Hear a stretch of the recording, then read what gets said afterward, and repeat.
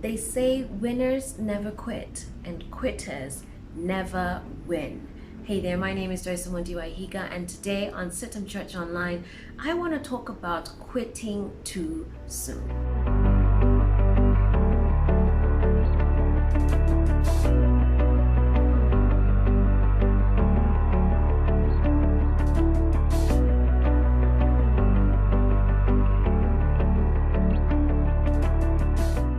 So guys, first of all, excuse my voice, I have a bit of a cold, but I don't know where a lot of you guys are at.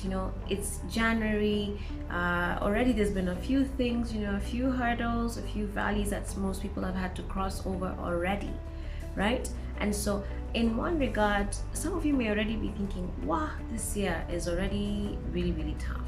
And perhaps there's things that you had set aside to do at the beginning of the year, resolutions that you had made because of life and the different struggles that we face. Perhaps you're even finding yourself already, falling off the bandwagon. Perhaps even feeling like you want to quit on some of those things that you are doing. The truth is, there are very many victories, breakthroughs, successes, and achievements that we simply do not see because we give up too soon.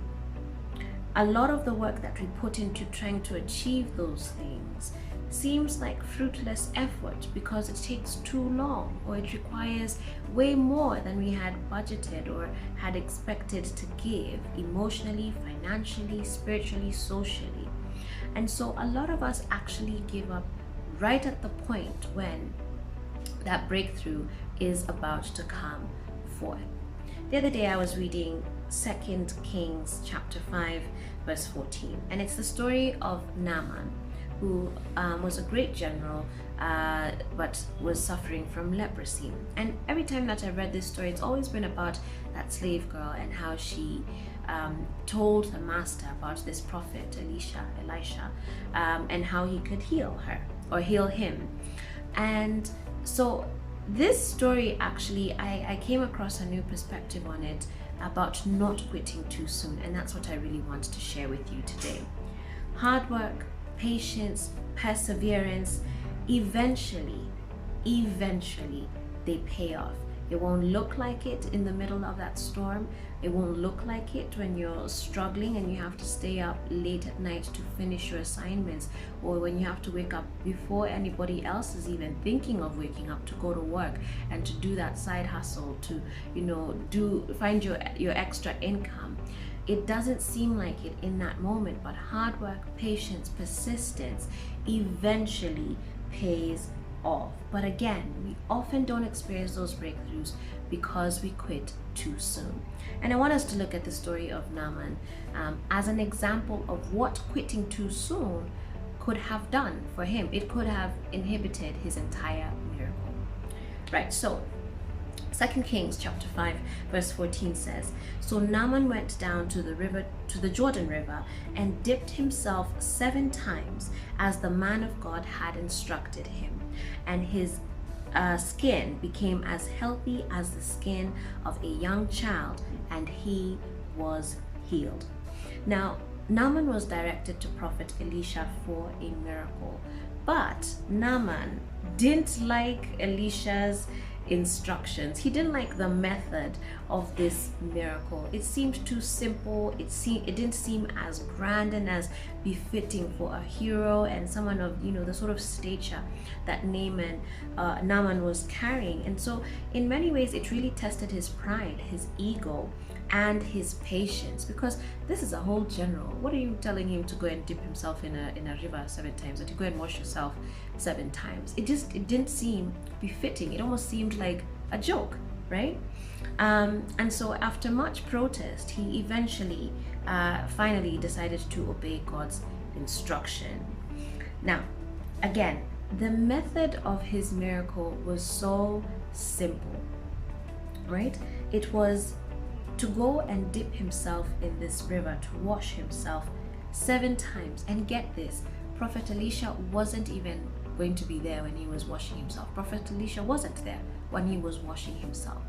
And that is my first point, because it makes me pause and wonder, how many times are the things that we do they seem so mundane, right? That we feel this is never going to accomplish anything. This is never going to produce anything of merit, because it feels like it's so basic. It's too simple almost. We're always waiting for these grand signs, right? For breakthrough. But really, it was in the consistency of him doing this 7 times, even without the prophet, that he got his healing. And one of the things that this did was that it made it so obvious to him that it was Yahweh that was healing him. That this Jordan River, how many times have people jumped into it? Perhaps, I don't know. But many people could have been jumping into the river before and maybe nothing had happened. So the fact that it was God who spoke to him and said through the prophet Elisha, do this for your healing, is a strong reminder to me that sometimes these things that we feel are so mundane and just so petty and not as important, you never know how God can actually use those situations. And most importantly, it's just those reminders to show us that, God is the one who is the healer. He is the one who is Yahweh. It is not about having a prophet beside you and having all sorts of spells and, spooks all over you. It is about obedience to God's instructions, regardless of how mundane or simple those instructions sound like. But now, the main point that I really want to share with you today is this. Naaman's healing happened after the 7th dip. Only after the 7th dip. Literally, dip number 1, nothing happens. Dip number 2, nothing happens. 3rd time, 4th time, 5th time, 6th time, nothing happened. Only until the 7th. Tries 1 to 6 did not make any difference in his condition. He was only healed after he completed his 7th dip. And that just talks about persisting through obedience. That when we are obedient and when we keep at it and when we follow through with what we are supposed to do and what God has called us to do, what we are set out to do, that is when we receive our healing. That is when we receive our breakthrough. It is that obedience, but not just obedience, but just persistent, complete and total obedience. So not doing it halfway, not just obeying God through tries 1 to 6, but if he said do it 7 times, it means you're there number 2, number 3, number 4, number 5, number 6, number 7. You have obeyed God entirely. And so it poses a very interesting question. What would have happened if Naaman stopped at dip number 2 or dip number 5, number 6? What would have happened? It essentially means he would not have received his healing.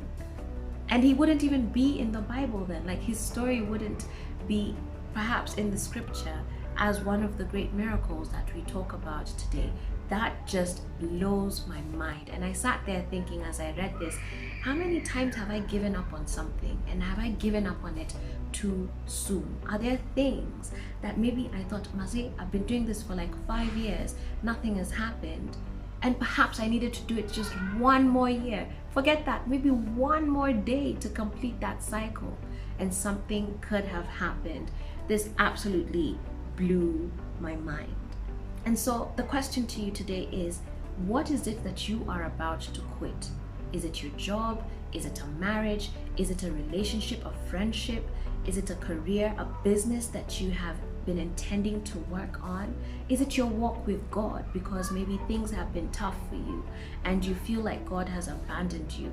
Is that what you're about to quit? What is it that you are about to quit? And how sure are you that it is the right time for you to quit? How sure are you that if you don't carry on another day, another week, another hour, another year, that your breakthrough that you have been longing for won't finally come?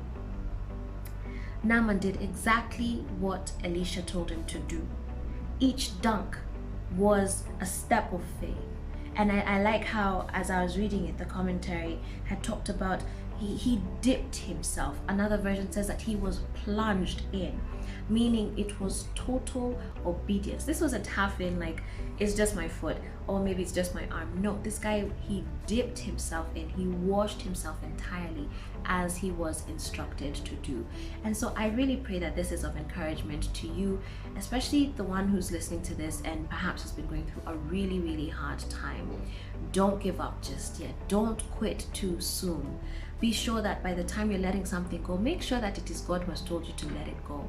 But don't let it go out of your own, will, or because of your own tiredness. Pray for God to give you the grace and the strength to see it through, because your breakthrough could literally be at the completion of that next round. So let me know what you think about this. I hope this is of as much encouragement to you as it has been to me. I'd love to hear from you at CITAM Church Online, and you can comment on our Facebook, Instagram, and Twitter handles. And of course, be sure to subscribe to our YouTube channel and click that notification bell so that you don't miss another episode. Let's see you next Tuesday, God willing. Until then, remember, don't quit. God bless you.